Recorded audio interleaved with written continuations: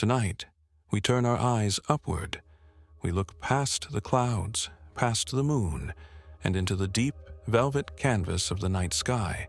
We are going to explore the oldest and most enduring mystery of the cosmos. We are going to tell the story of the stars. They seem silent to us, suspended in the dark like diamonds on black velvet. They seem eternal, unchanging, peaceful. But this is an illusion of distance. If we could close that distance, if we could fly across the light years and hover before one of those points of light, we would not find peace. We would find a roaring, churning, terrifying ocean of fire.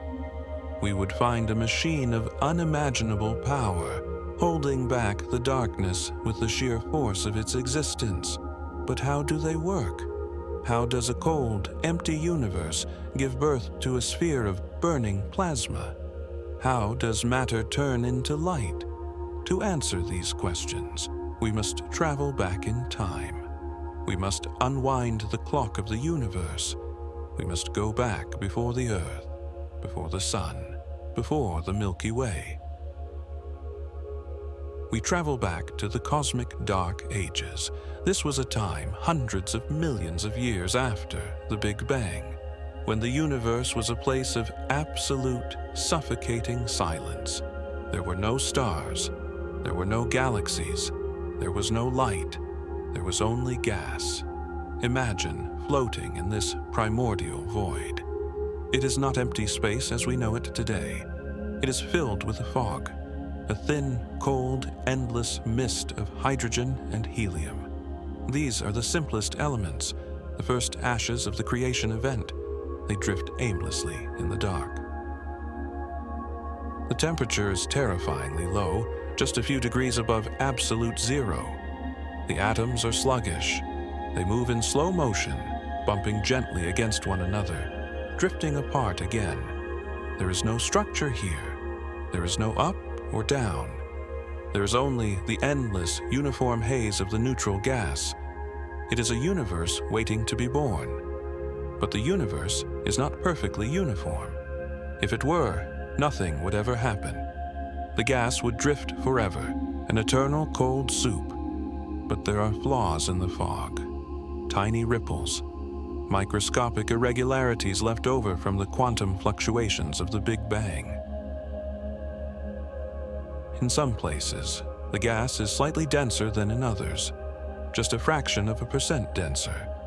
But in the physics of the cosmos, that fraction is everything. Because where there is mass, there is gravity.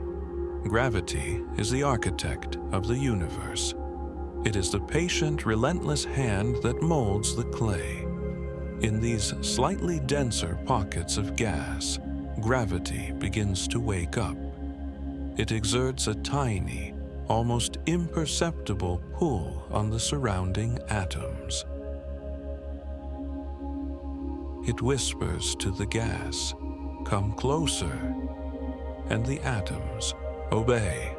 Slowly, over millions of years, the gas begins to flow. It streams toward the center of the density.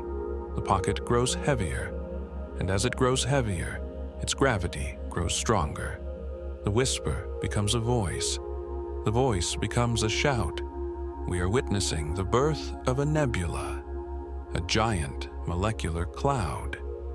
These are the largest structures in the galaxy, nurseries of dust and gas, spanning hundreds of light years. If you could see them from the outside, they would look like towering cathedrals of smoke, illuminated by nothing, dark against the darker background. Inside the nebula, the collapse accelerates. The gas is falling. It is falling toward a central point, dragged by its own weight. As the atoms fall, they pick up speed. They trade their potential energy, their height, for kinetic energy, motion. They begin to rush inward. And as they rush, they collide. The vast distances between them shrink.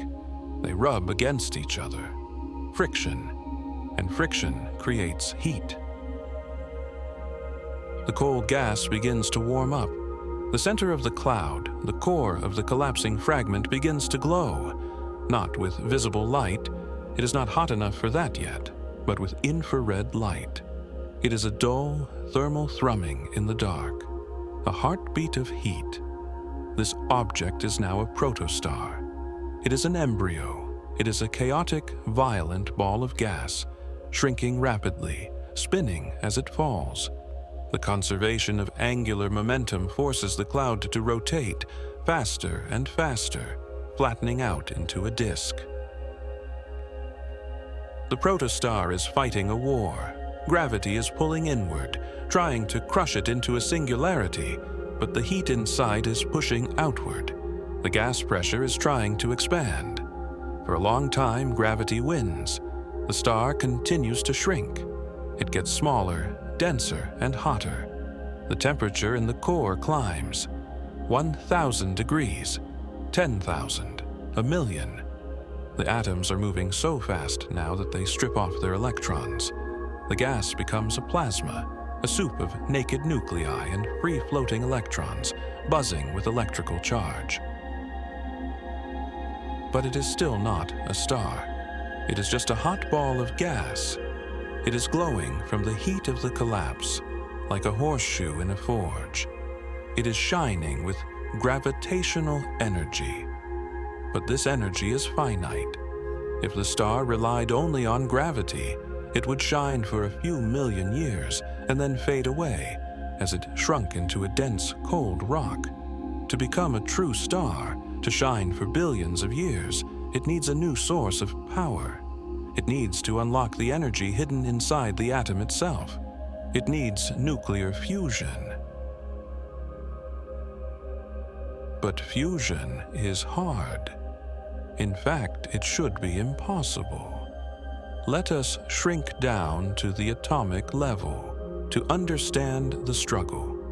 The core of the protostar is made mostly of hydrogen. A hydrogen nucleus is a single proton. It has a positive electric charge.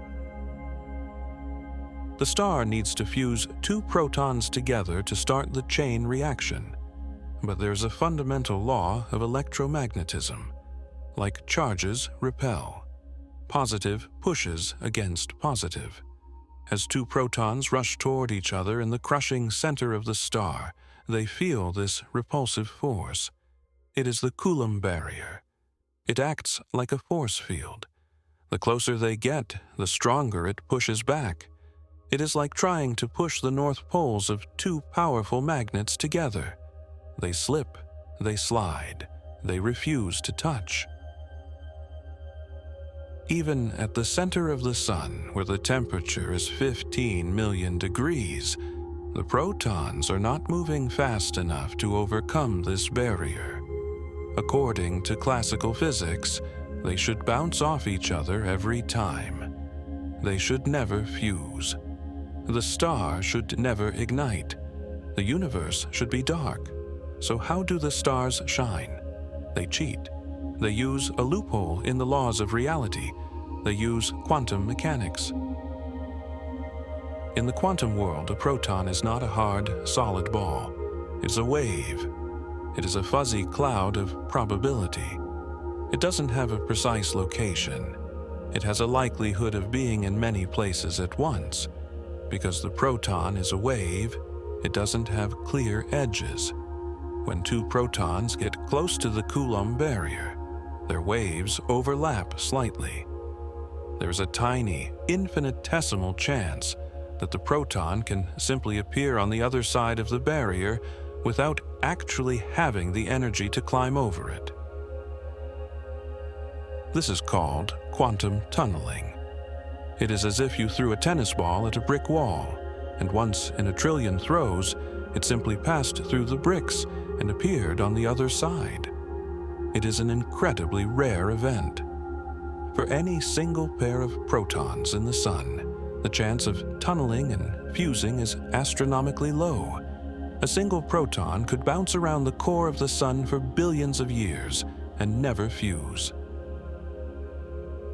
But the star has numbers on its side. The core of the star is packed with septillions of protons. They are colliding billions of times every second. So, even though the probability is tiny, the sheer number of collisions ensures that it happens. It happens often enough to power a galaxy. When two protons finally tunnel through the barrier and touch, the strong nuclear force takes over. This is the strongest force in the universe, but it only works at extremely short range. It snaps the two protons together like a vise. This is the moment of ignition. This is the spark. But the process is not done. Two protons cannot just stick together. They are unstable. One of them must change its nature. In a moment of weak nuclear magic, one proton sheds its positive charge. It emits a positron and a neutrino. It transforms into a neutron. Now we have a pair. One proton and one neutron bound together. This is deuterium, or heavy hydrogen. The deuterium is quickly hit by another proton. They fuse to form helium-3, and finally, two helium-3 atoms slam together to form helium-4, the stable ash of the nuclear fire. This complex dance is called the proton-proton chain. It is the engine of our sun. But why does it produce light? Why does it make the star shine? It comes down to mass. If you weigh the 4 protons that went into the reaction, and then you weigh the helium nucleus that came out, you find something strange. The helium is lighter. It weighs about 0.7% less than the ingredients. Matter has disappeared. It has vanished from existence. Where did it go? It turned into energy. This is Einstein's revelation. E at true mc2. Energy equals mass times the speed of light squared. Because the speed of light is a huge number, a tiny amount of mass creates a colossal amount of energy. That missing 0.7% of mass is released as a flash of pure gamma radiation. A photon is born. This photon is the scream of the dying mass.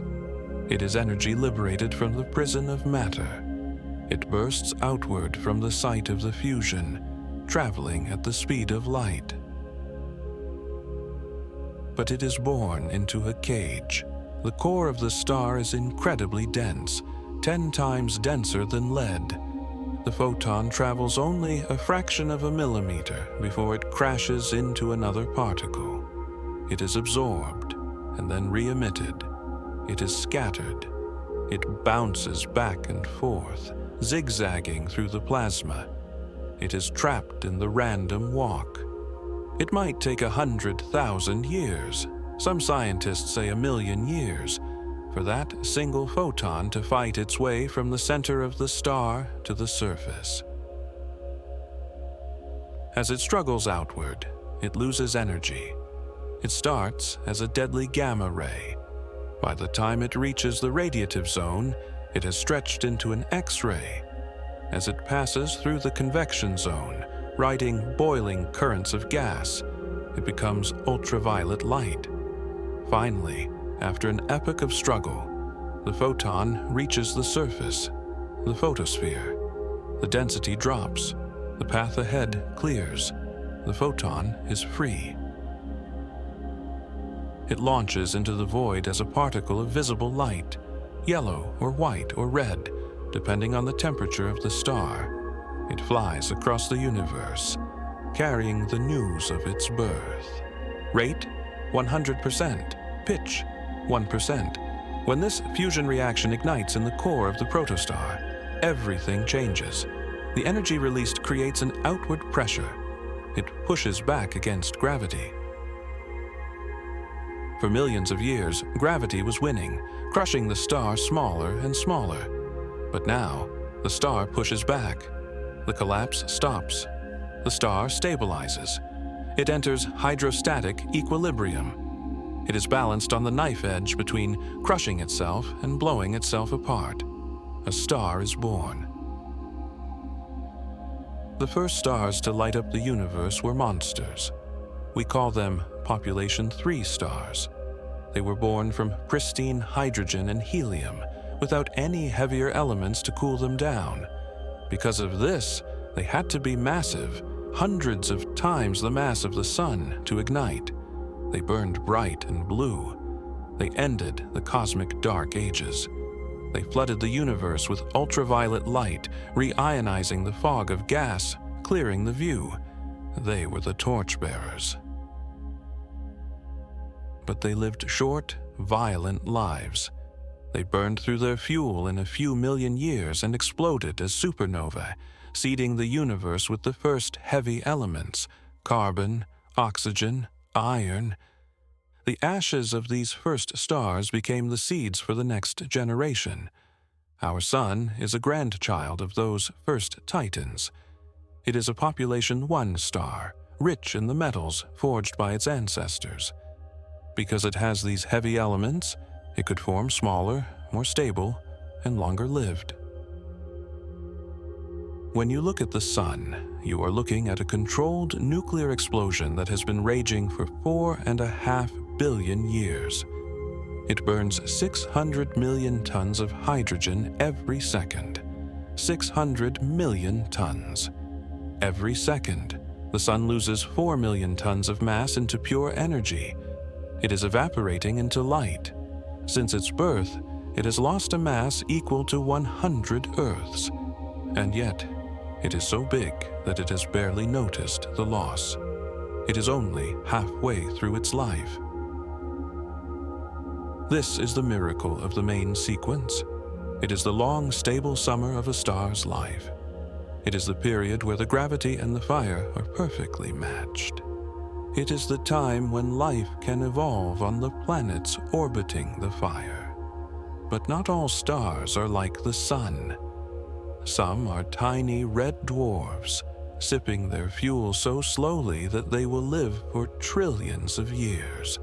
Longer than the current age of the universe, they are the tortoises of the cosmos. Others are blue supergiants, burning their fuel with reckless abandon, destined to die in a flash of glory. The color of a star tells us its temperature, and its temperature tells us its fate. Blue stars are hot and massive. Yellow stars are medium. Red stars are cool and small. The rainbow of the night sky is a code describing the mass and age of the engines we are looking at. Imagine standing on a planet orbiting a red dwarf. The Sun would look huge and crimson in the sky, frozen in place because the planet would likely be tidally locked. One side always facing the star. The light would be dim, like a permanent sunset. The plants would be black, evolved to absorb the weak infrared light. Now imagine a planet around a blue giant. The Sun would be a blinding electric blue point, too bright to look at. The UV radiation would be intense. Life would have to hide underwater or underground. The sky would be a violent violet. Every star creates its own reality. Every star defines the physics of its neighborhood. But the story of starlight is not just about the creation of the photon. It is about the journey. Once the light leaves the surface of the star, it travels through the vacuum. It spreads out according to the inverse square law. It gets dimmer the further it travels. By the time the light from Alpha Centauri reaches us, 4 years later, it has spread so thin that we need a telescope to gather enough of it to form an image. By the time the light from the Andromeda Galaxy reaches us, 2 million years later, it is just a faint smudge. We are bathed in a sea of old light. Every time you look up, you are looking into the past. You are seeing the universe as it was, not as it is. The stars you see might already be dead. You are seeing their ghosts, their final messages crossing the void. There is a profound loneliness in this realization, but also a connection. The light connects us to the history of the cosmos. It touches our retinas, and in that moment, a physical connection is made between your eye and a sphere of plasma, trillions of miles away. The iron in your blood was made in a star. The calcium in your bones was made in a star. The oxygen you breathe was made in a star. We are not just observing the stars, we are made of them. We are stardust that has woken up and learned to look back at its origin. In the next chapter, we will delve deeper into the machinery of the star. We will look at the anatomy of the sun. We will peel back the layers, the core, the radiative zone, the convection zone. We will explore the surface, the photosphere and the atmosphere, the chromosphere and the corona. We will look at the violent storms, the sunspots, and the solar flares that lash out at the Earth. We will see that our star is not a calm, yellow ball, but a breathing, magnetic beast. For now, picture the darkness of the early universe, the silent fog, and then the first spark, the first fusion, the first light breaking the long night. Feel the warmth of that history. You are living in the age of starlight, a brief, brilliant window in the life of the universe, where the cold is held back by the fires of gravity. We have witnessed the spark of ignition. We have seen the first fusion of protons in the crushing dark of the protostar. Now, we must journey deeper. We must leave the vacuum of space and penetrate the fiery skin of the star itself. We are going to explore the anatomy of a sun. From the Earth, the sun looks like a simple, uniform disk of yellow light. It appears solid, unchanging, and serene. But this appearance is a deception born of distance. If we could peel back the layers of the star, we would find a machine of staggering complexity, a structure defined by distinct zones, each with its own physics, its own temperature, and its own sound. We begin our descent at the very center, the core. This is the engine room of the solar system. It is a sphere roughly 1/5 the size of the star, but it contains half of the sun's mass. The density here is extraordinary, 150 times the density of liquid water. It is 10 times denser than lead. Yet it is not a solid. The intense heat, 15 million degrees Celsius, keeps the matter in a state of plasma. The atoms are stripped of their electrons, packed together so tightly that they behave like a gas, but a gas under such pressure that it is thicker than the heaviest metal on Earth. In this crushing environment, the nuclear fire burns.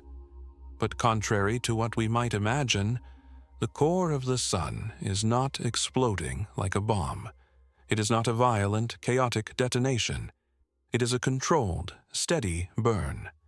In fact, per cubic meter, the core of the sun generates about the same amount of heat as a compost heap. This seems impossible. How can a compost heap power a solar system? The answer lies in the sheer size of the core.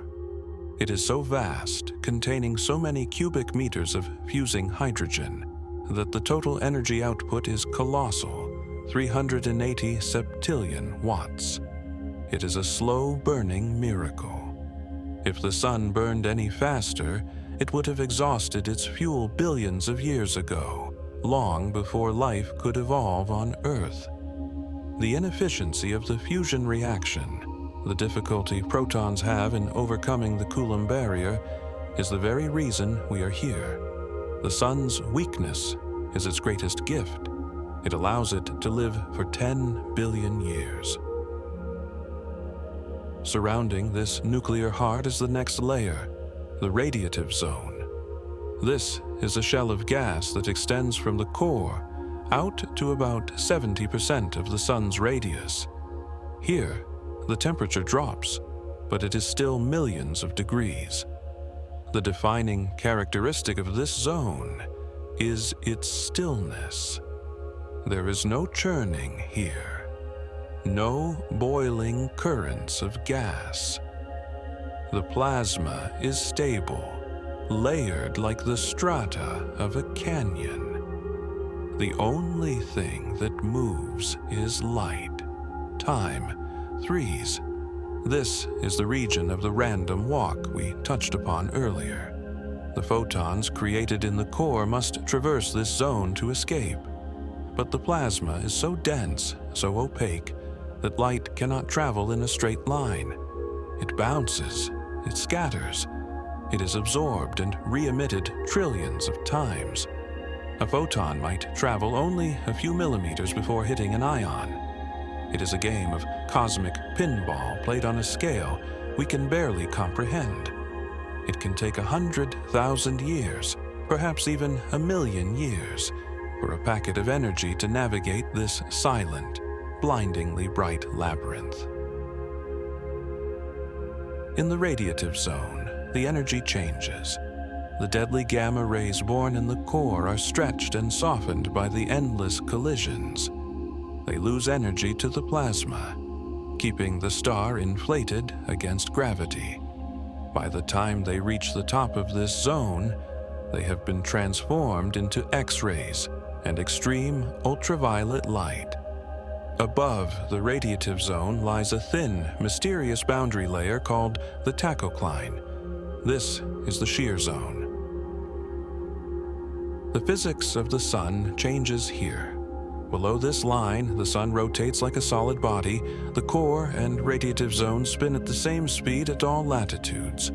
But above this line, the sun behaves like a fluid. The equator spins faster than the poles.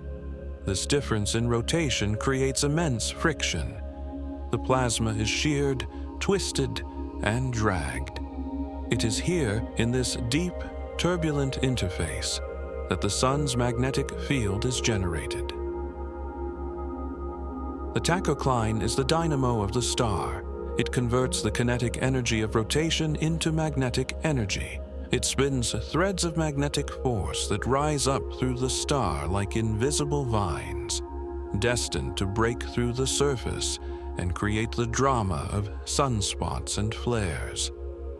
Without this layer, the sun would be a magnetically dead object, and the Earth would lack the auroras that dance at our poles. Crossing the tachocline, we enter the upper third of the star, the convection zone. Here, the physics shifts again. The gas is now cool enough, only 2 million degrees, that it becomes opaque to radiation. The photons can no longer push their way through easily. They get stuck. The heat begins to build up at the bottom of the zone.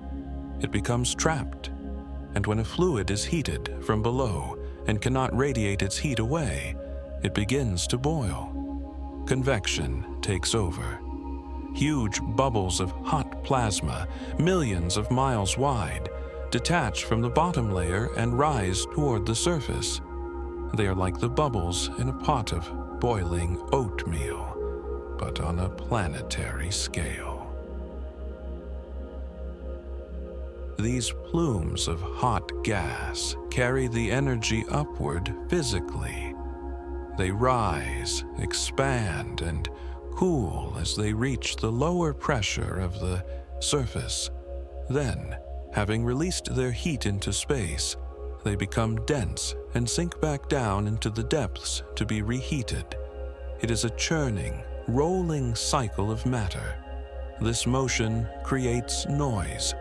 The convection zone is the loudest place in the solar system. The constant rising and falling of gigatons of plasma creates powerful sound waves.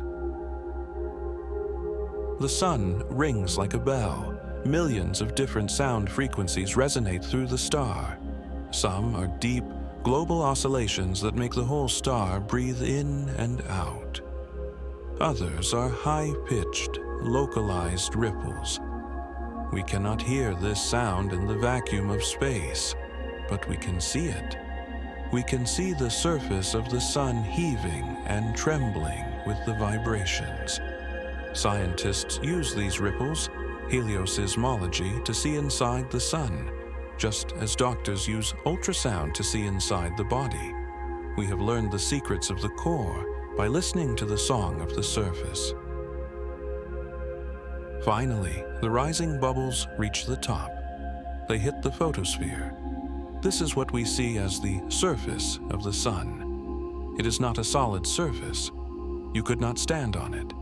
It is simply the layer where the gas becomes thin enough for light to escape. It is the point of transparency. The fog clears and the photons fly free. If you look at the photosphere through a telescope, it is textured. It looks like a mosaic of golden grains. These are granules. Each granule is the top of a convection cell, a bubble of hot gas that has just reached the surface. The center of the granule is bright. That is the hot rising gas. The edges are dark. That is the cool, sinking gas diving back down. Each granule is about the size of Texas. They last for only about 20 minutes before dissolving and being replaced by new ones. The face of the sun is constantly being resurfaced. But the surface is not perfect. It is marred by blemishes, dark, ominous patches that drift across the disk, sunspots. For centuries, these spots were a mystery. They were thought to be clouds, or planets, or holes into a dark interior. We now know they are magnetic storms. Remember the magnetic field generated deep in the tachocline? Those magnetic lines are buoyant. They float upward through the convection zone. Occasionally, a bundle of these lines bursts through the surface. Where they break through, they act like a dam. Magnetic fields exert pressure. They push back against the surrounding gas. In a sunspot, the magnetic field is so strong, thousands of times stronger than Earth's field, that it stops the convection. It prevents the hot bubbles from rising to the surface. Starved of heat from below, the gas in the sunspot cools down. It drops from 6,000 degrees to about 4,000 degrees. Because it is cooler, it shines less brightly than the surrounding photosphere. By contrast, it looks black. But this blackness is relative. If you could scoop a sunspot out of the sun and place it in the night sky, it would not be dark. It would shine brighter than the full moon. It would glow with a fierce orange-red light. It is only dark because it is next to something blindingly bright. Sunspots are huge. They can be 10 times the size of the Earth. They are islands of magnetism floating in the plasma ocean. And they are not static. They change, grow, and migrate, following an 11-year rhythm known as the solar cycle. Every 11 years, the sun's magnetic field flips. North becomes south. South becomes north. During the flip, the magnetic field becomes tangled and chaotic. The number of sunspots peaks. This is solar maximum. The star is angry, active, covered in magnetic wounds. Then the field settles down. The spots fade. The face of the sun becomes blank and yellow again. This is solar minimum. The star sleeps. This cycle has been beating like a slow heart for billions of years, dictating the space weather of the entire solar system. Above the photosphere, the atmosphere of the sun continues. It does not stop abruptly. There is a layer called the chromosphere, the sphere of color. It is a thin, pinkish layer of hydrogen gas, usually invisible against the glare of the surface below. We can only see it during a total solar eclipse, when the moon blocks the main disk, revealing a ruby-red ring encircling the black hole of the moon. The chromosphere is a forest of flame. It is covered in spicules, jets of gas that shoot up like grass blades. Each spicule is as wide as a country and as tall as a planet. They rise and fall in minutes, injecting matter into the upper atmosphere. And above that, the mystery deepens. We reach the corona, the crown. The corona is the sun's outer atmosphere. It is a wispy, ghostly halo of pearly white plasma that extends millions of kilometers into space. It is ethereal, beautiful, and scientifically baffling.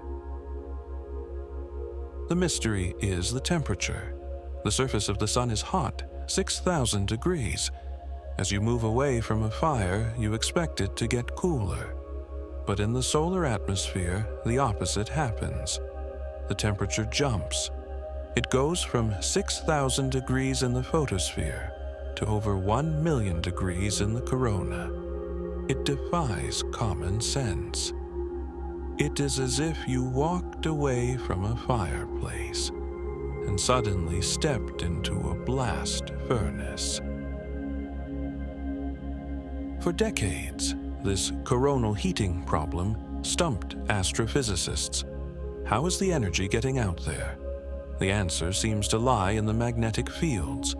The magnetic loops that arch above the sunspots vibrate. They carry energy like plucked guitar strings. When these magnetic waves reach the thin gas of the corona, they snap. They release their energy in microscopic explosions called nanoflares.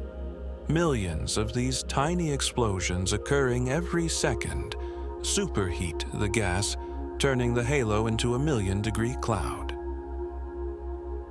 This superheated gas cannot be held by the sun's gravity. It is too energetic. It boils off. It flows away from the star in every direction.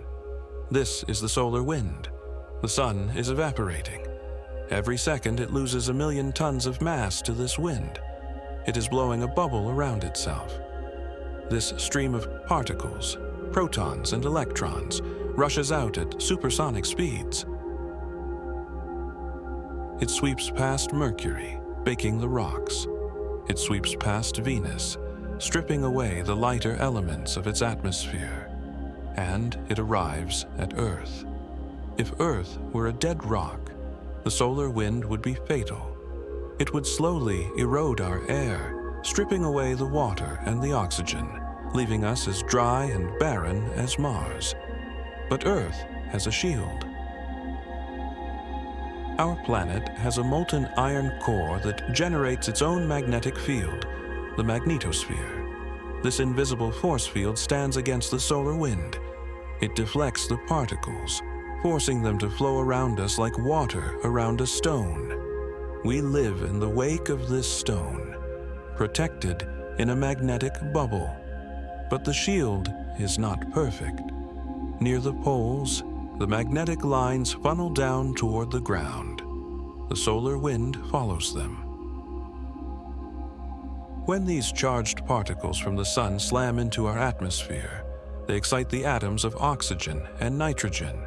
The atoms glow. This is the aurora, the northern and southern lights. It is a visual reminder of the connection between the star and the planet.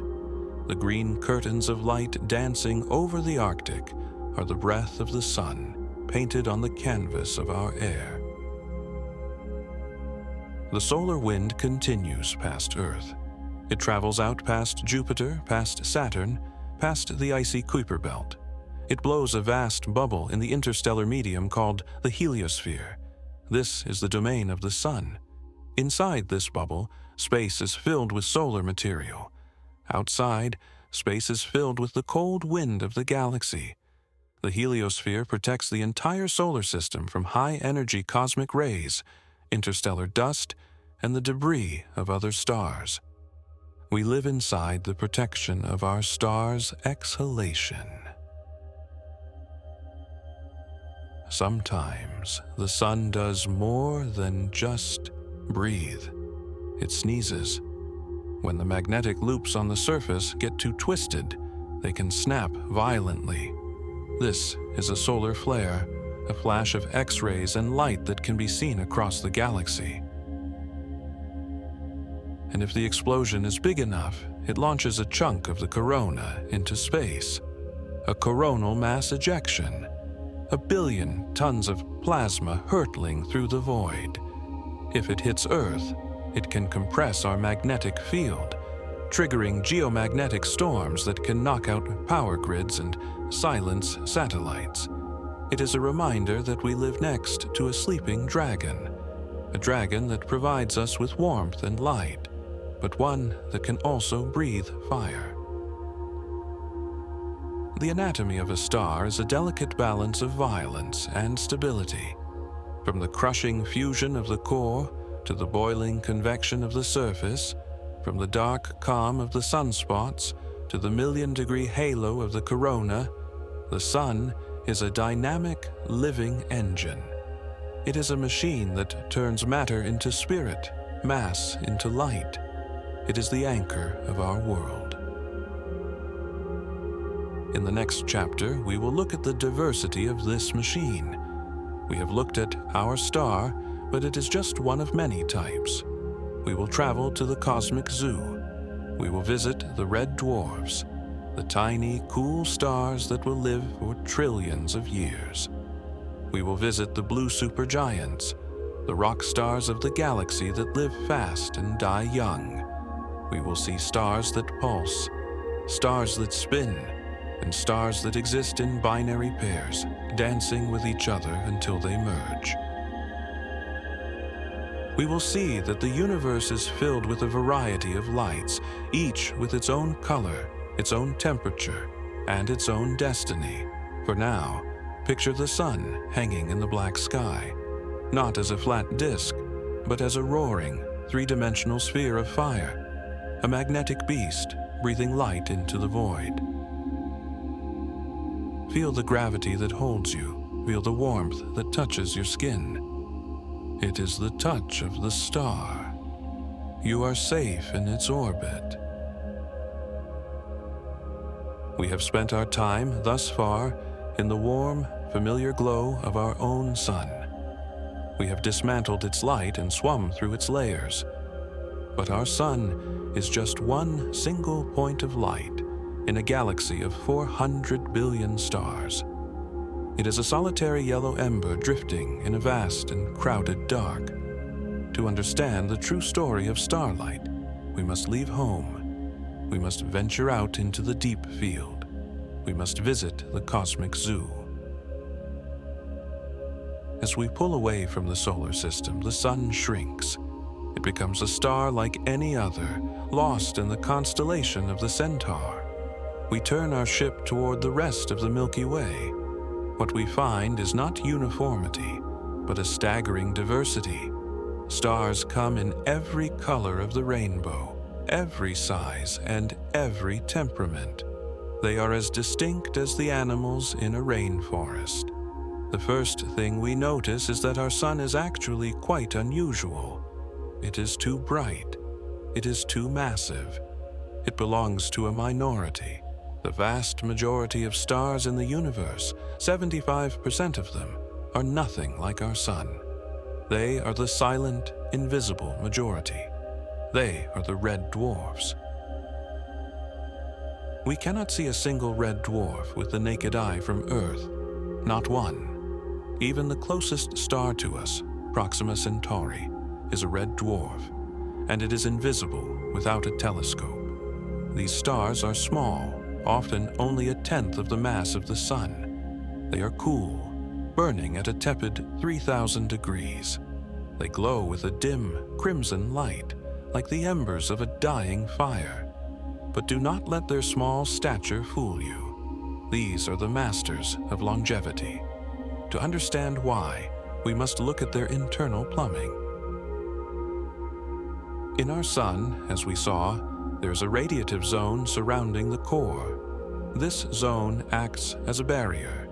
It creates a separation between the fuel in the core and the fuel in the outer layers. The sun can only burn the hydrogen in its center. When that core runs out, the sun will die. even though it still has layers of unburnt fuel on the surface. It is inefficient. It wastes its potential. Red dwarfs are different. Because they are small, the pressure inside them is lower. The gas remains fully convective. There is no radiative zone. The entire star is a boiling pot.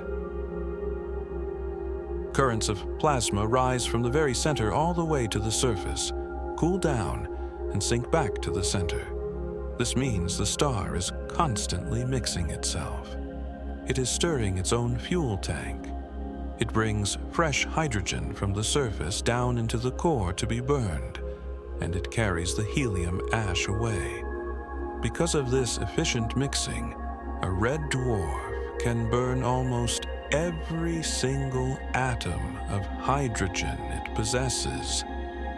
It does not waste a drop, and because it burns so slowly, sipping its fuel rather than gulping it, it can live for an unimaginable amount of time.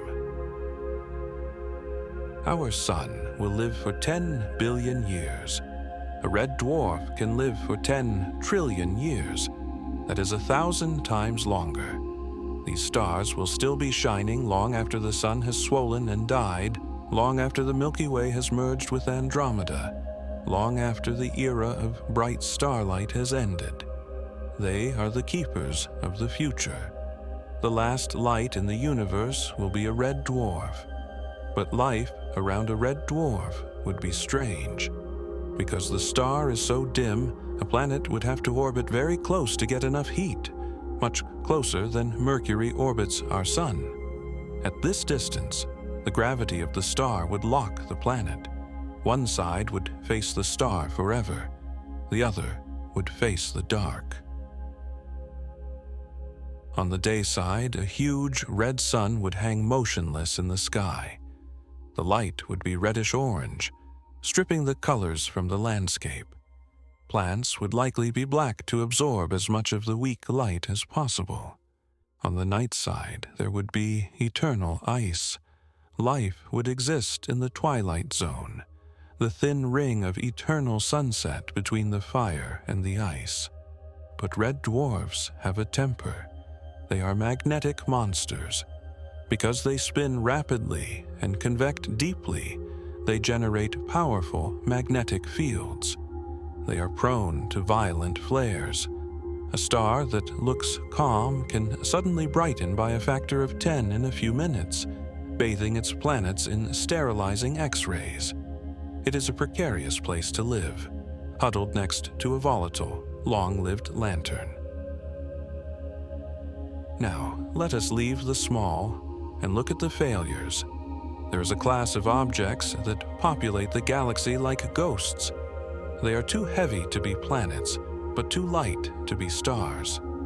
They are the brown dwarfs. A star is defined by its ability to fuse hydrogen. To do this, you need about 80 times the mass of Jupiter.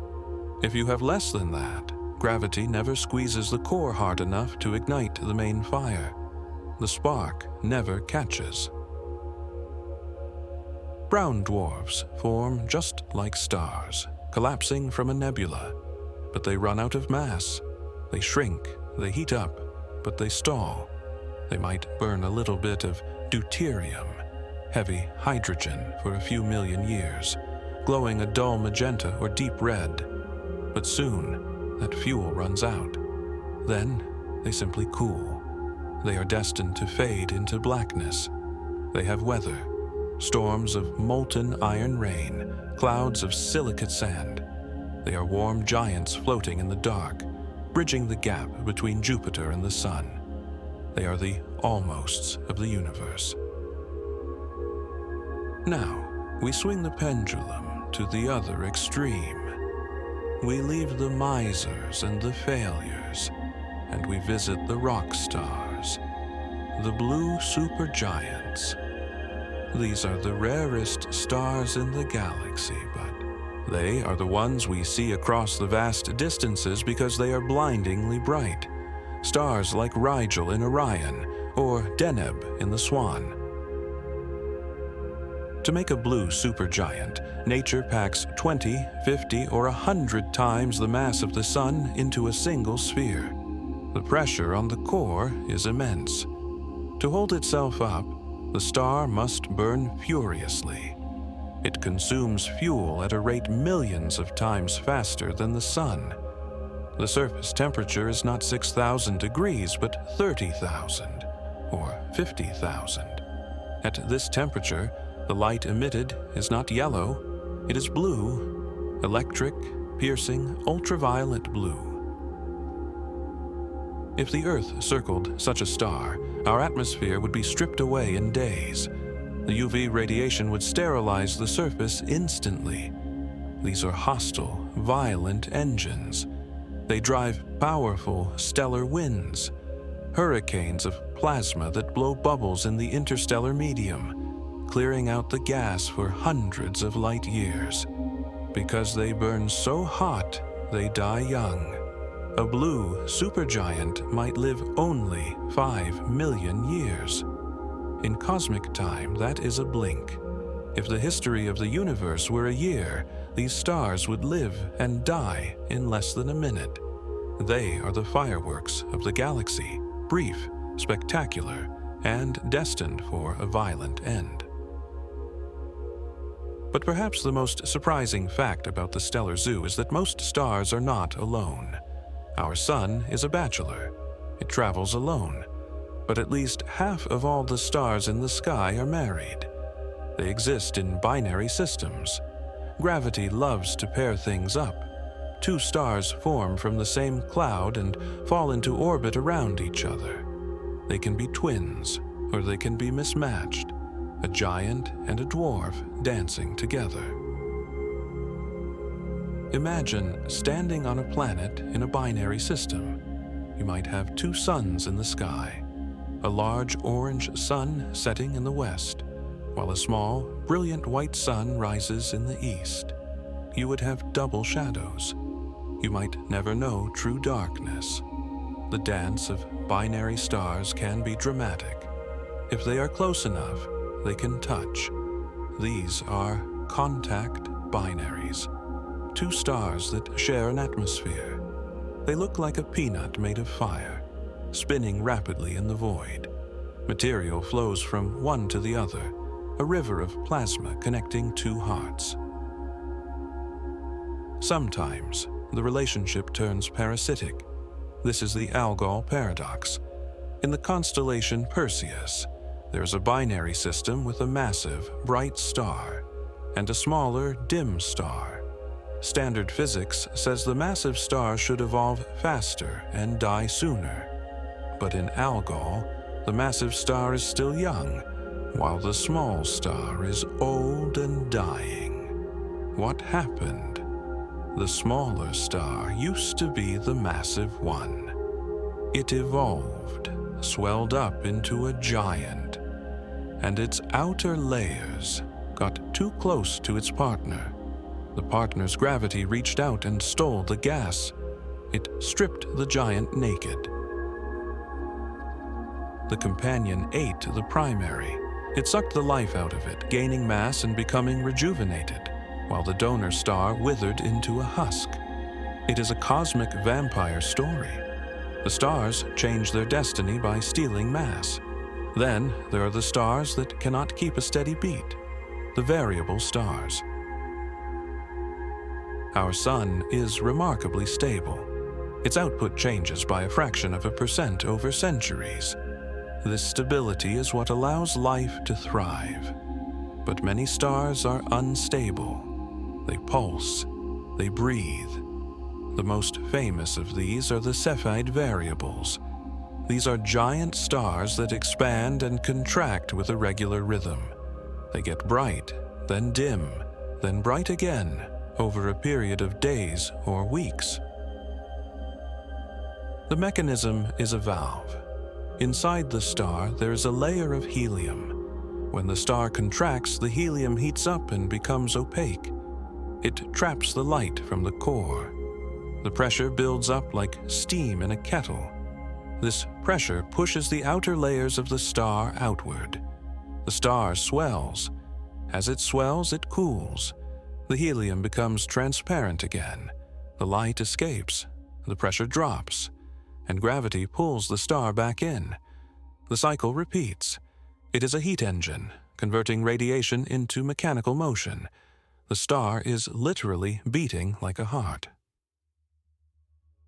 These pulsing stars are the yardsticks of the universe. In the early 1900s, an astronomer named Henrietta Swan Leavitt discovered that the speed of the pulse is related to the true brightness of the star. A slow pulse means a very bright star. A fast pulse means a dimmer one. This discovery gave us the key to the cosmos. By measuring the pulse of a Cepheid in a distant galaxy, we know how bright it should be. By comparing that to how bright it looks, we can calculate exactly how far away it is. It was this standard candle that allowed Edwin Hubble to realize the universe is expanding. We measured the size of the universe by listening to the breathing of stars. And then there are the Wolf-Rayet stars. These are the wildest, most unstable stars of all. They are massive stars near the end of their lives, but instead of waiting quietly for the explosion, they are tearing themselves apart. Their radiation is so intense that it blows their outer layers into space. They are surrounded by beautiful, glowing nebulas of their own making, bubbles of nitrogen and carbon ejected by the dying king. They are losing mass at an incredible rate, screaming their substance into the void before the final silence. There are stars made almost entirely of carbon stars.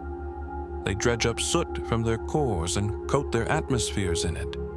They glow a deep ruby red, filtering their light through clouds of graphite and diamond dust. They are the soot-belching chimneys of the galaxy. There are magnetars, not living stars, but remnants that have magnetic fields a quadrillion times stronger than the Earth.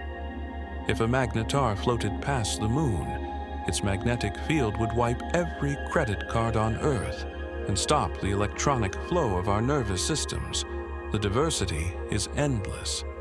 But all these stars, from the humble red dwarf to the manic blue giant, are plotted on a single map, the Hertzsprung-Russell diagram. Imagine a graph. On the bottom, we plot temperature, hot to cool. On the side, we plot brightness, dim to bright. When you plot the stars of the galaxy on this graph, they do not fall randomly. They form a distinct line, a diagonal band running from hot and bright to cool and dim. This band is the main sequence.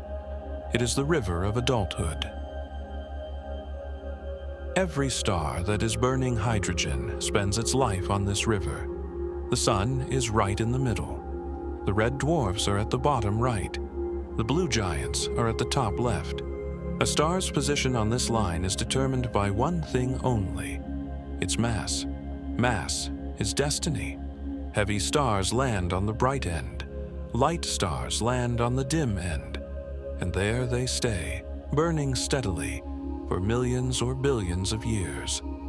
It is the period of stability. It is the long summer.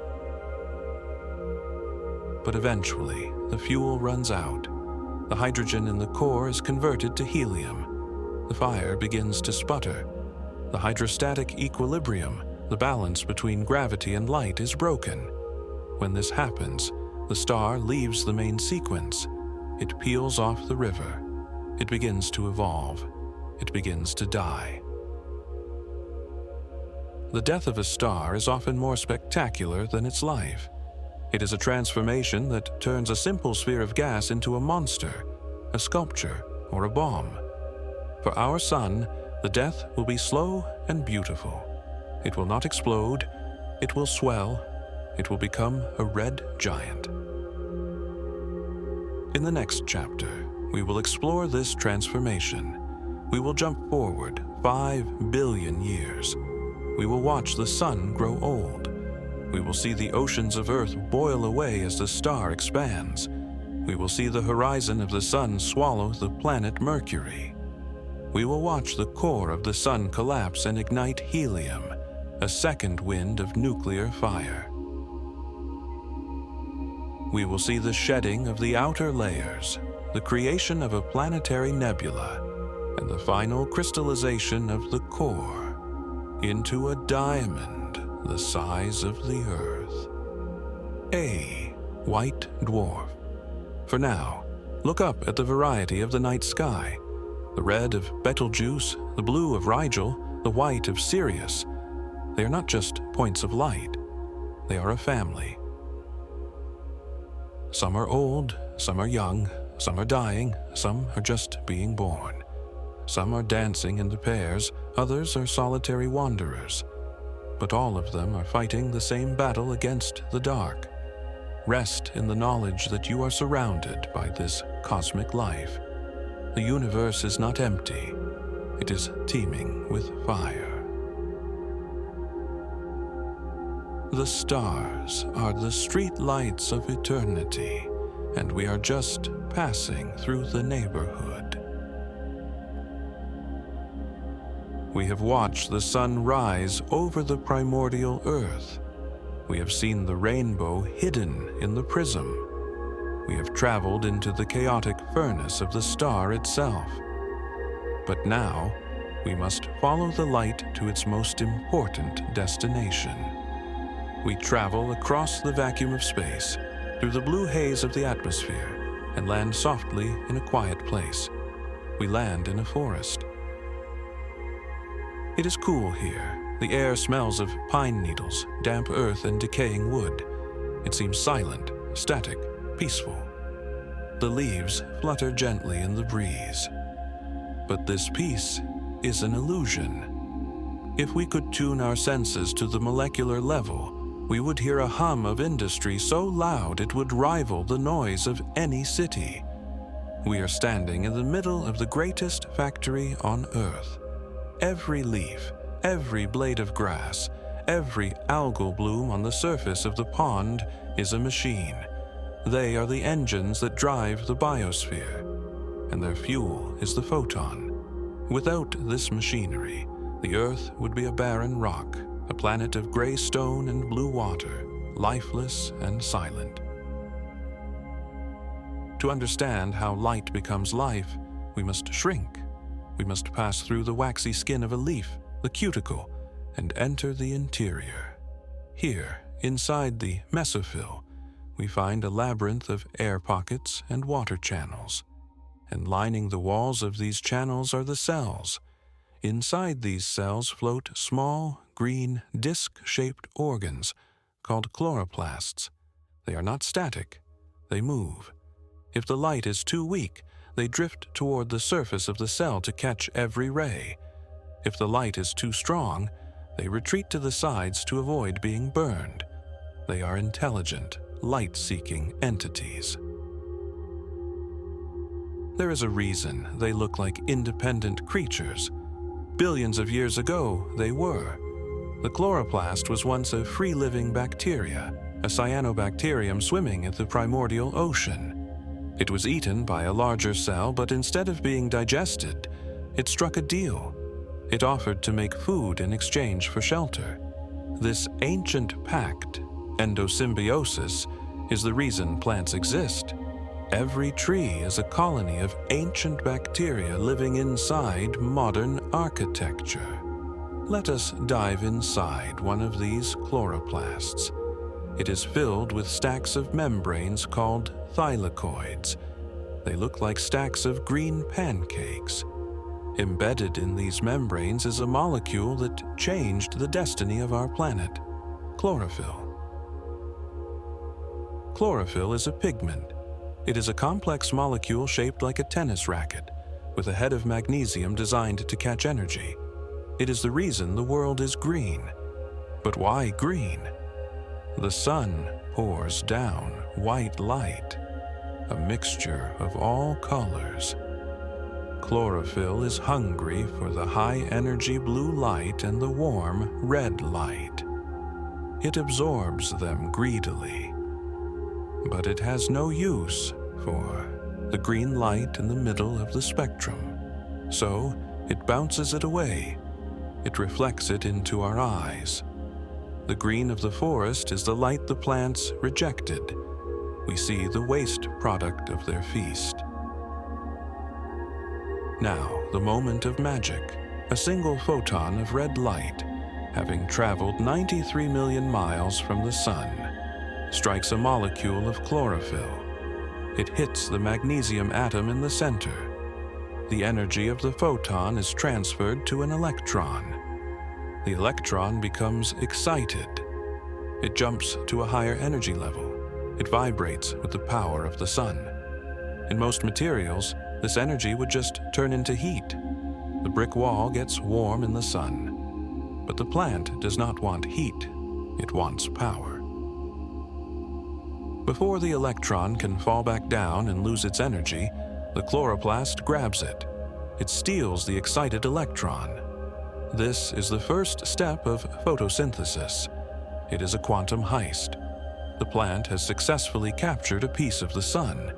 But now, the chlorophyll has a problem. It has lost an electron. It has a hole in its structure.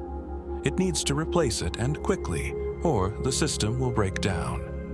Where can it find a spare electron? It turns to the most abundant substance around, water. Water, H2O, is a very stable molecule. Hydrogen holds onto oxygen with a tight, jealous grip. To rip them apart requires immense energy. But the chlorophyll, charged by the sun, becomes the strongest oxidizing agent in biology. It is an electron thief of unparalleled strength. It grabs a water molecule and tears it apart. It rips the electrons off the hydrogen atoms to plug its own hole. This is violence on a molecular scale. It is called photolysis, splitting by light. The hydrogen atoms are left as naked protons. But the oxygen atom, the plant has no immediate use for it. It is a waste product. So, the plant pairs it with another oxygen atom and releases it. The gas drifts out of the chloroplast, out of the cell, and out of the leaf through tiny pores called stomata. It drifts into the atmosphere. This waste product is oxygen, the air we breathe. The gas that keeps our blood red and our fires burning is the exhaust fumes of this water-splitting machinery. Every breath you take is a gift from the chloroplasts. 2.5 billion years ago, when this machinery first evolved, it caused a catastrophe, the Great Oxidation Event. Oxygen was toxic to the ancient life forms of Earth, which lived in an anaerobic world. The plants poisoned the atmosphere with their breath, wiping out nearly everything else.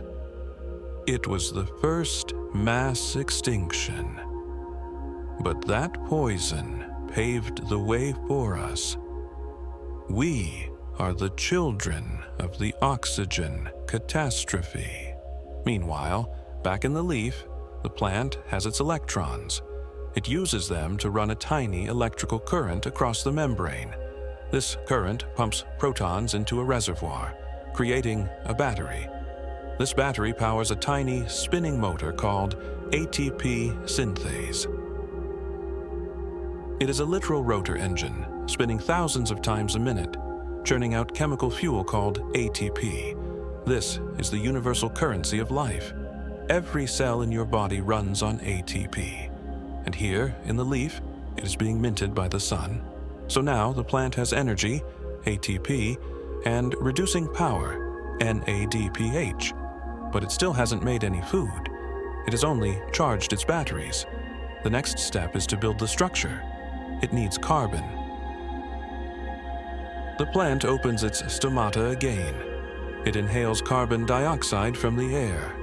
This gas is the heavy, stable ash of combustion. It is what is left over when things burn. It is low energy. The plant takes this burnt ash and brings it into the Calvin cycle.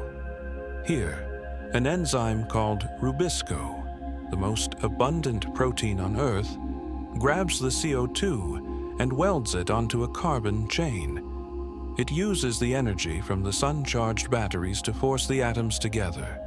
It is reverse combustion. Instead of burning carbon to release heat, it uses heat, light, to build carbon. It takes 6 turns of the cycle to make 1 molecule of sugar, glucose. This sugar is a miracle. It is a trapped packet of solar energy. It is crystallized light. The energy that was fusion in the sun is now a chemical bond in a leaf. The plant uses this sugar to build itself. It links the sugar molecules together to form long chains of cellulose. This is wood. This is fiber. This is the trunk of the oak and the stem of the wheat. Think about what this means. When you look at a giant redwood tree, towering 300 feet into the air, weighing tons, where did all that mass come from? It did not come from the soil. The soil provides only tiny amounts of minerals. The mass of the tree came from the air. It is built out of thin air, spun into solid wood by the power of light. A tree is a solidified breath. It is a cathedral built of carbon dioxide. This process is the foundation of the entire food chain. The plant eats the light. The herbivore eats the plant to get the sugar. The carnivore eats the herbivore. When you eat an apple, you are breaking the chemical bonds that the apple tree built.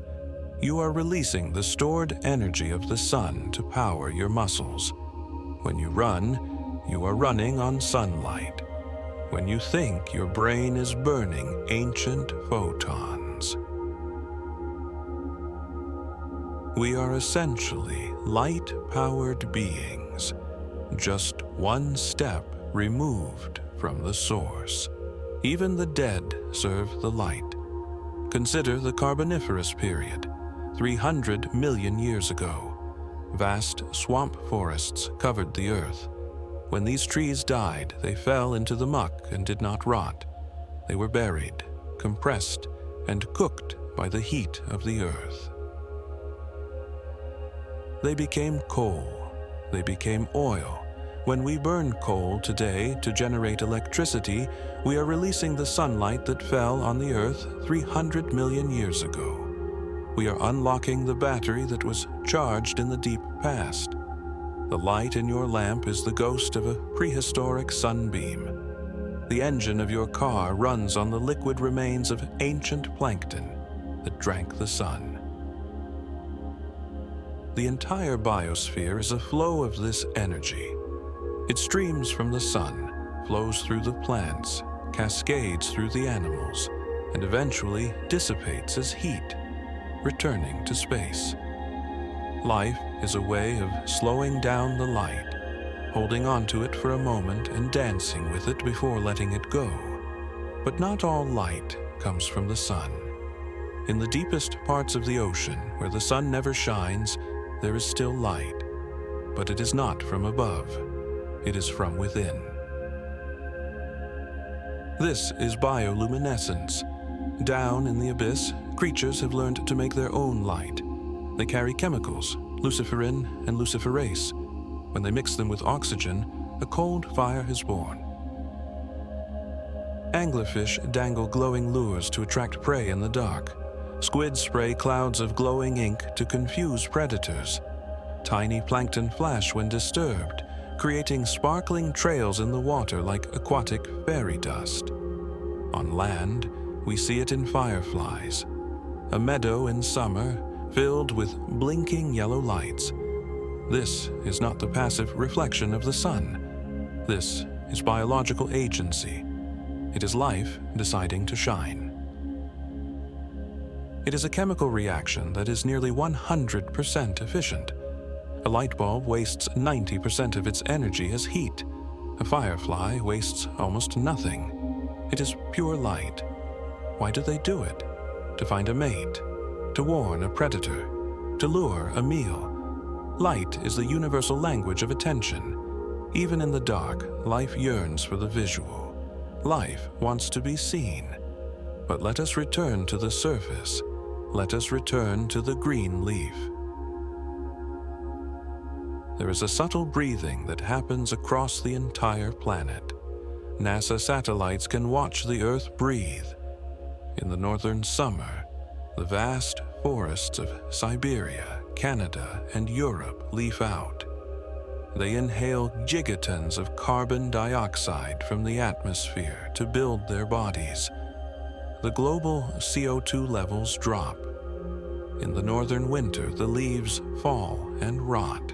They exhale the carbon back into the air. The CO2 levels rise. The Earth has a heartbeat, driven by the tilt of its axis and the hunger of its plants. We live inside this rhythm, and the plants are not just passive collectors, they are hunting the light. Watch a time-lapse of a forest floor. The seedlings are in a desperate, slow-motion war. They stretch, twist, and race each other for the patch of sunlight that breaks through the canopy. They murder each other with shade. It is a silent, green violence, but they also cooperate. Under the soil, the roots are connected by a fungal network, the Wood Wide Web. Through this network, a large tree in the sun can send sugar to a small sapling in the shade. The light is shared. The forest acts as a community to maximize its harvest of the sun. This interaction, light hitting matter, is the engine of everything.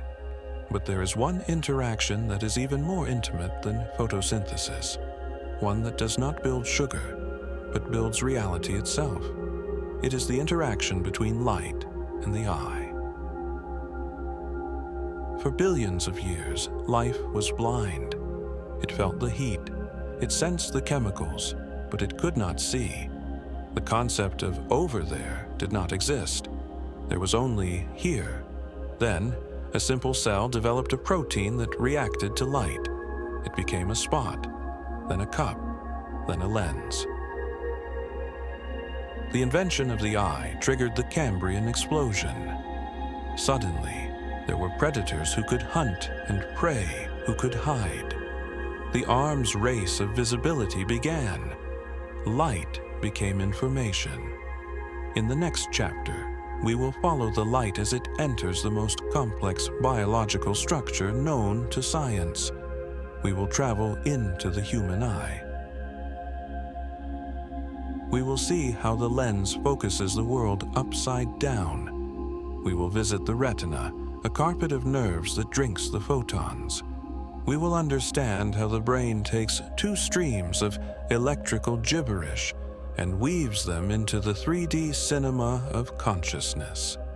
We will explore why we see in color, why the dark frightens us, and how we have learned to extend our vision beyond the limits of our biology with telescopes and microscopes.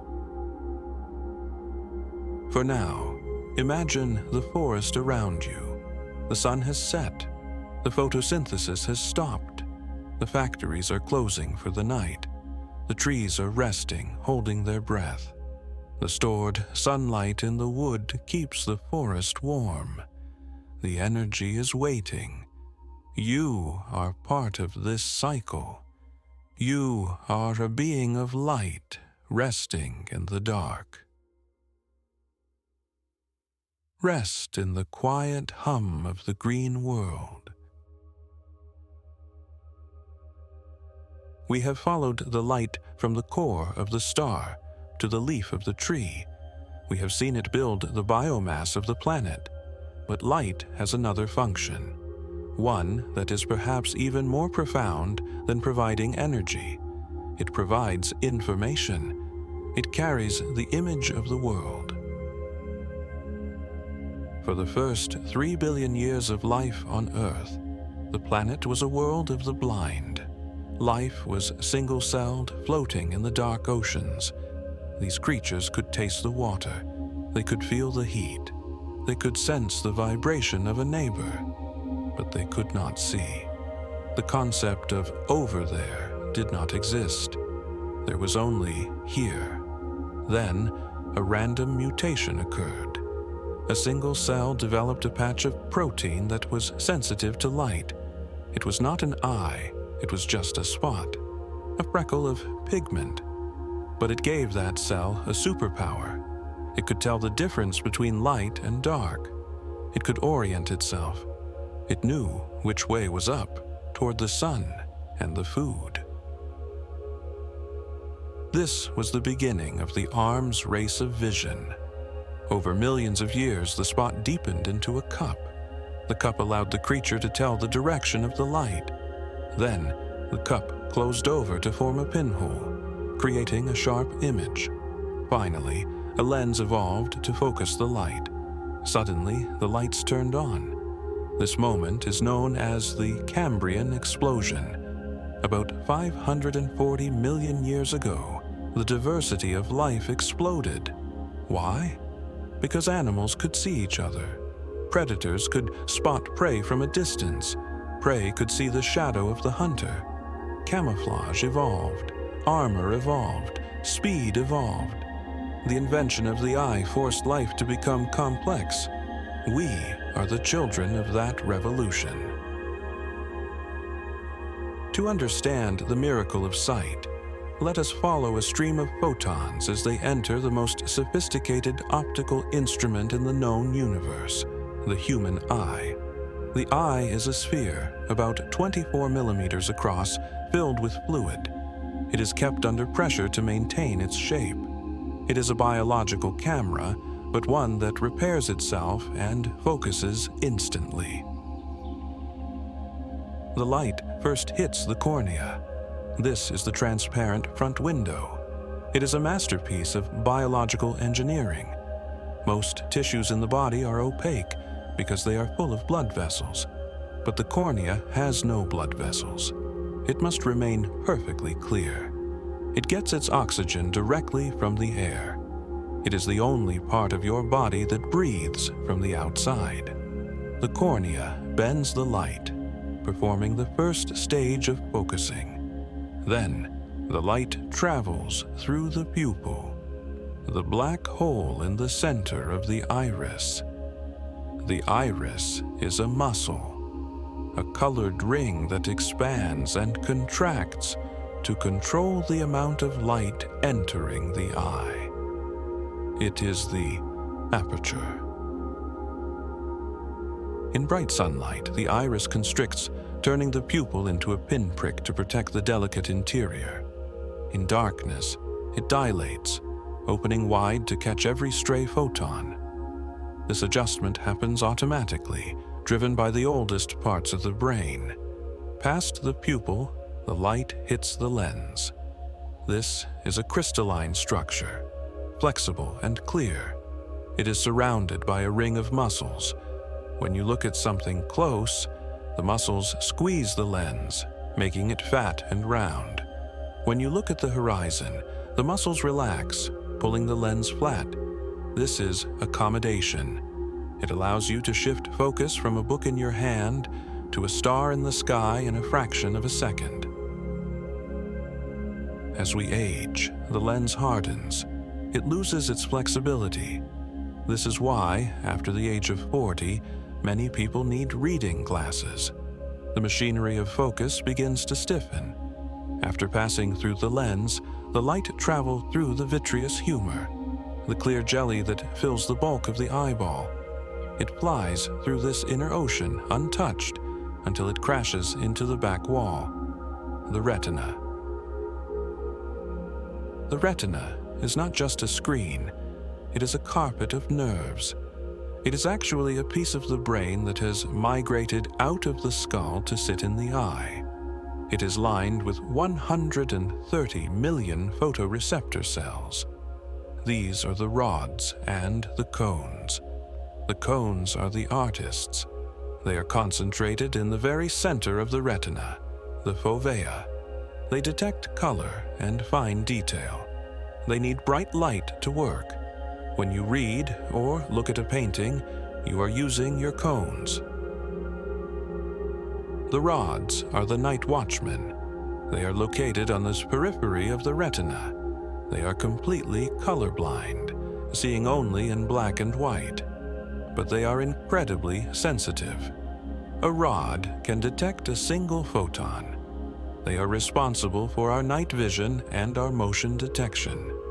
This is why, at night, you can see a faint star better if you look slightly to the side of it. You are letting the light fall on the sensitive rods rather than the insensitive cones. When a photon strikes one of these cells, a chemical reaction occurs. A molecule called rhodopsin twists shape.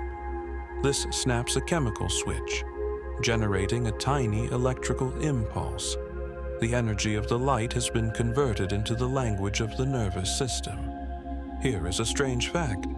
The image that lands on your retina is upside down. The lens inverts the world. The ceiling is on the floor. The sky is at your feet. But you do not see the world upside down. Why? Because you do not see with your eyes. You see with your brain. The electrical signals travel down the optic nerve. This is a thick cable of 1 million nerve fibers exiting the back of the eye. Where it leaves, there are no rods or cones. This creates a blind spot in your vision, but you never notice it. Your brain fills in the gap. It guesses what should be there based on the surrounding pattern and paints over the hole. The signals travel into the darkness of the skull. They reach the visual cortex at the back of the brain. Here, the raw data is disassembled. One part of the brain analyzes shape. Another analyzes color. Another analyzes motion. Another analyzes depth. The image is shattered into millions of fragments of information. Then, in a miracle of computation that we still do not fully understand, the brain reassembles it. It flips the image right side up. It adds depth. It stabilizes the image so that the world doesn't jump around every time you move your eyes. It constructs a seamless, three-dimensional hallucination of reality. What you are seeing right now is not the world itself. It is a model of the world, built by your brain, updated in real time by the light entering your eyes. This explains optical illusions. An illusion is not a failure of the eye. It is a hack of the brain's software.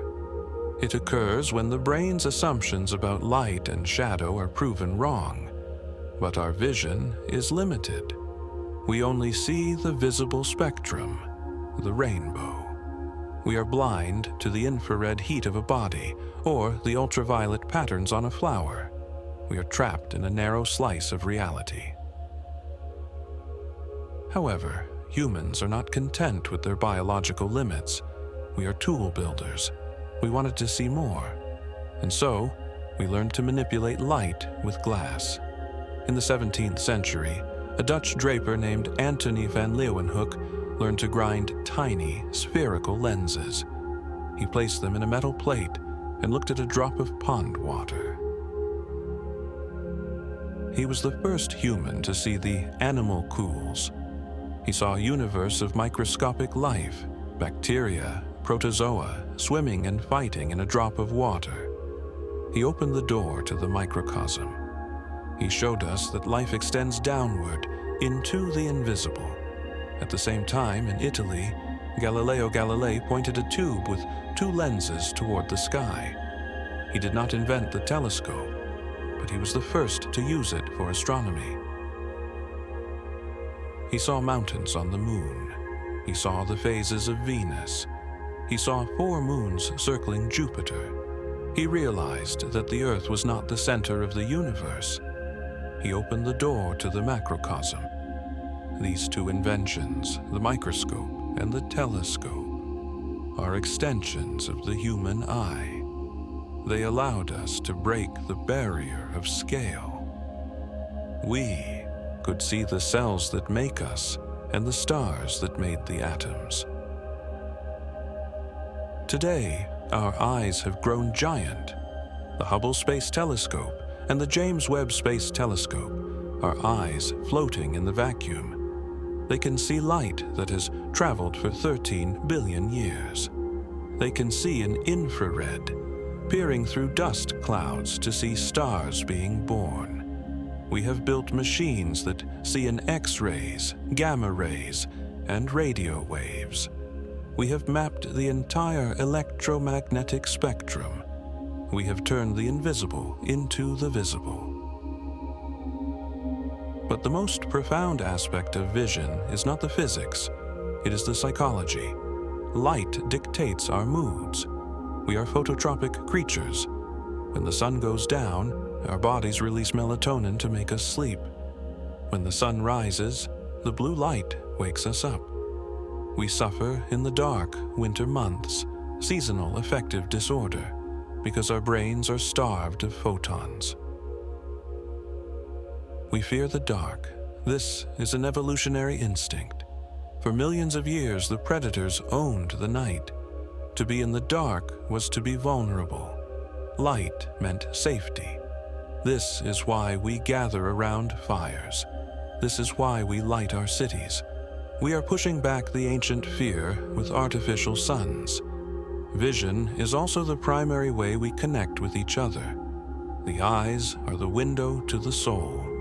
We read emotions in the tiny micro-movements of the muscles around the eyes. We judge trust by gaze. We fall in love through eye contact. When you look into someone's eyes, you are looking into the only part of their brain that is visible from the outside. You are seeing the light that has bounced off them, entered you, and is now being reconstructed in your mind. As the sun sets in the forest where we landed in the last chapter, the light changes. The rods in your eyes take over from the cones. The world loses its color and becomes a landscape of silver and gray. The Purkinje shift occurs. Red flowers look black, but blue flowers look bright gray. The resolution drops. The world becomes softer, vaguer. The sharp edges of the day dissolve into the mystery of the night. In the next and final chapter, we will look at the future of light. We will see how we have mastered the photon. We will look at the laser, coherent light that can cut steel or heal an eye. We will look at fiber optics, the rivers of glass that carry the internet. And we will look at the ultimate destiny of light in the universe, the heat death, the final fade to black. We will close the story by returning to the darkness from which we came, but carrying the knowledge of the light with us. For now, let your own eyes rest. You have used them all day to process millions of gigabytes of visual data. Close the shutters. Let the visual cortex spin down. Behind your eyelids, the show is over. The screen is dark. The camera is off. Rest in the comfort of your own internal shadow. We have watched the sun rise over the primordial earth. We have seen the rainbow hidden in the prism. We have traveled into the green machinery of the leaf and the delicate camera of the eye. But the story of light is not just about what nature has given us. It is about what we have done with it. It is about the transition from observation to mastery. For thousands of years, humans were passive receivers of light. We warmed ourselves by the fire. We read by the candle. We walked by the moon. We could create light, but we could not control it. It was always wild. It scattered in every direction, messy and chaotic. But in the 20th century, we learned to tame the photon. We learned to make it march in step. We created a form of light that had never existed in the history of the universe, not in the heart of any star, not in the explosion of any supernova. We created the laser. To understand the laser, we must look at how normal light behaves. Think of a light bulb. It sends out photons in a chaotic jumble. They have different colors, meaning different wavelengths. They move in different directions. They are incoherent. It is like a crowd of people in a stadium, all shouting different words at different times. It is noise. A laser is different. It is a choir. In a laser, every photon has exactly the same wavelength, the same pure color. And more importantly, they are coherent. The crests and troughs of their waves line up perfectly. They move in unison, locked in phase. It is a single, unified voice singing one perfect note. This was a theoretical dream long before it was a reality. Albert Einstein predicted the physics in 1917. He called it stimulated emission. He realized that if an excited atom, an atom holding extra energy, is hit by a photon of the right color, it doesn't just absorb it, it clones it. The atom releases its stored energy as a second photon. This new photon is identical to the first. It moves in the same direction, with the same phase. 1 becomes 2, 2 become 4. It is a cascade of light, an avalanche of photons. To build a laser, you need a mirror. You trap these excited atoms between two mirrors. As the light bounces back and forth, passing through the atoms again and again, the avalanche grows. It becomes intense. It becomes concentrated. Finally, it bursts through one of the mirrors, which is partially transparent. A beam of pure, coherent light shoots out. It does not spread out like the light from a flashlight. It stays tight and focused. You can shine a laser at the moon, and the spot on the lunar surface will be only a few kilometers wide. It maintains its integrity across the void. We have used this tamed light to change the world. We use it to cut steel with the heat of a star. We use it to reshape the cornea of the eye, restoring sight. We use it to scan the barcodes of our groceries. We use it to measure the distance to the moon, to within a few millimeters. We have turned light into a tool. Attachment. Attachment. But perhaps the most profound use of this tamed light is communication. We have poured the light into glass. We have built rivers of trapped photons that encircle the globe. This is the technology of fiber optics. It is the nervous system of the modern world. Under the streets of your city and across the floor of the dark ocean lie cables filled with strands of glass thinner than a human hair. This glass is purer than any window. If you had a window made of this glass that was kilometers thick, it would be as clear as air. Inside these strands, we fire pulses of laser light. The physics that keeps the light inside is called total internal reflection. When light hits the glass wall at a shallow angle, it doesn't pass through, it bounces back. It ricochets down the tube, traveling for miles without escaping. It is light trapped in a cage of its own reflection. These pulses, flash, darkness, flash, carry our voices, our videos, our knowledge. The entire internet is essentially a Morse code of laser light flickering through glass at the bottom of the sea. When you speak to someone on the other side of the world, your voice is turned into electricity, then into light, then back into electricity, and then into sound. You are speaking with photons. We have turned light into a carrier of meaning, but even with our mastery, light remains the master. It sets the rules. The most fundamental rule of all is the speed limit.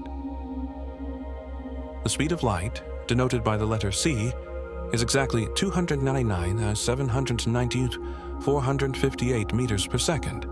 This is not just how fast light goes, it is how fast reality goes. It is the speed of causality. It is the speed at which one event can influence another. Nothing with mass can reach this speed. As you accelerate an object, it gets heavier. To reach the speed of light, you would need infinite energy, and you would become infinitely heavy. It is an impassable wall.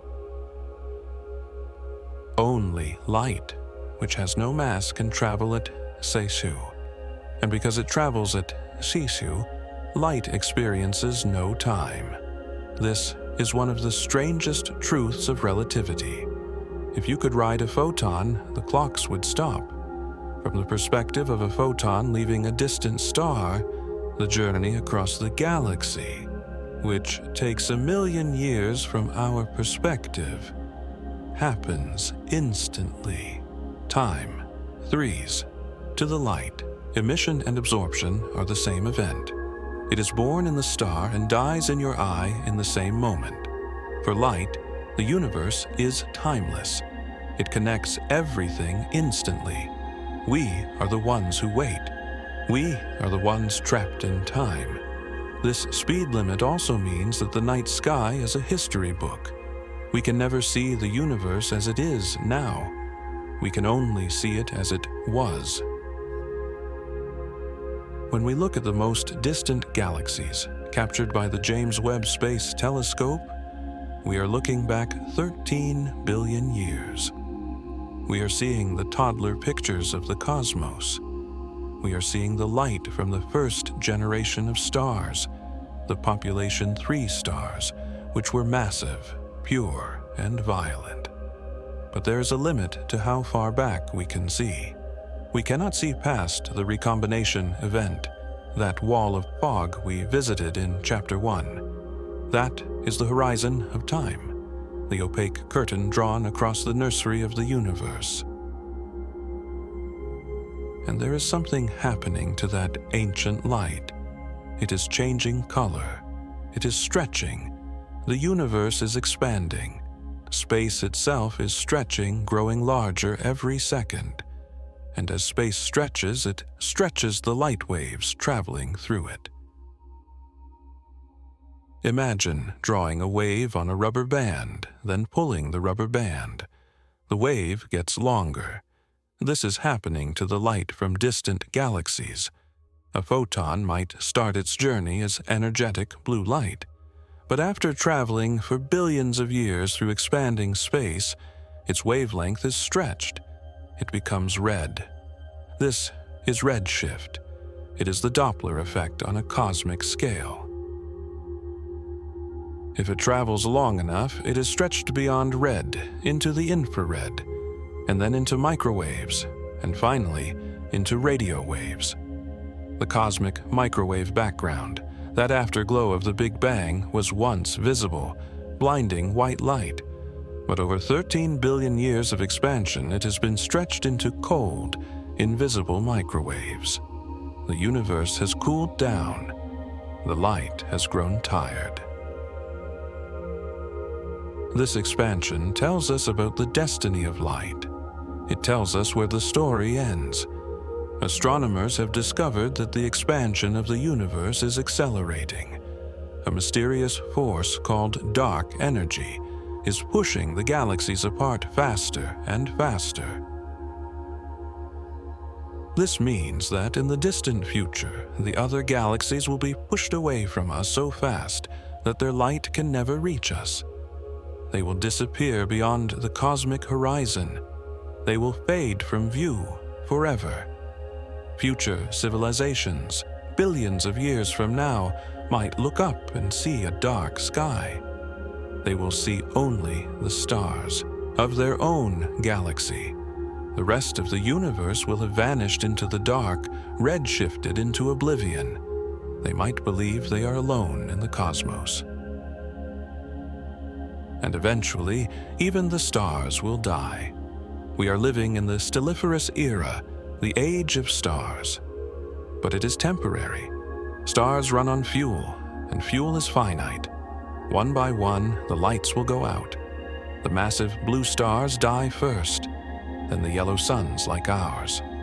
The red dwarfs will burn for trillions of years, glowing dimly like embers in a dying fire, but they too will eventually fade. The universe will enter the degenerate era filled with the corpses of stars, white dwarfs, neutron stars, and black holes. It will be a graveyard of matter. But even white dwarfs cool down. They will become black dwarfs, cold balls of carbon floating in the dark. And even black holes, as we learned in our previous journey, will evaporate. They will turn their mass back into radiation. Ultimately, in the unimaginably distant future, all matter may decay. Protons may break down. The atoms that make up the rocks, the planets, and our bodies will dissolve into light. The universe will become a sea of photons, a bath of pure radiation cooling toward absolute zero, spreading out thinner and thinner as space expands forever. This is the heat death, or the big freeze. It sounds tragic, an eternal cold night, but there is a beauty in it. It is the ultimate equilibrium, the ultimate rest. It is the universe returning to a state of perfect symmetry. Light began the universe, and light will end it. We emerged from the energy of the Big Bang, condensed into matter for a brief, beautiful moment to observe the cosmos, and eventually we will return to energy. We will return to the light. But that is trillions of years away. We are here now. We are here in the golden age of light. We are here while the stars are still burning. We are here while the sunsets are red and the forests are green. We are here to witness the rainbows. We are the privileged observers. And we are creatures of light, in a very literal sense. We are woven from it. The warmth of your blood is stored sunlight.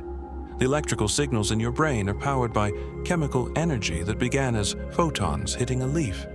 Your vision is the processing of starlight. Even your consciousness, the light of the mind, is dependent on this flow of energy. We are the way the universe sees itself. We are the eyes of the cosmos. Without us, without eyes to see, does the rainbow exist? The physics exists, the refraction, the wavelengths, but the color, the beauty, that exists only in the mind. We are the partners of light. It paints the picture, but we provide the canvas of perception. We give the universe meaning. So, as you lie in the dark tonight, remember the journey. Remember the photon struggling for 1,000 years to leave the sun. Remember the 8-minute flight across the void. Remember the scattering in the blue sky. Remember the leaf that caught the light and turned it into air and sugar. Remember the eye that caught the light and turned it into a memory. The darkness of your room is not empty. It is filled with invisible waves, heat from your body, radio waves passing through the walls, the gravitational pull of the moon. And even in the deepest black, there is the potential for light. The neurons in your visual cortex are resting, waiting to paint the dreams of the night. The machinery of vision is recharging. The sun has set, but it is shining on the other side of the world. The light never stops, it just moves. It travels on, and so do we. May your rest be deep, your dreams be vivid, and your morning be bright. Good night.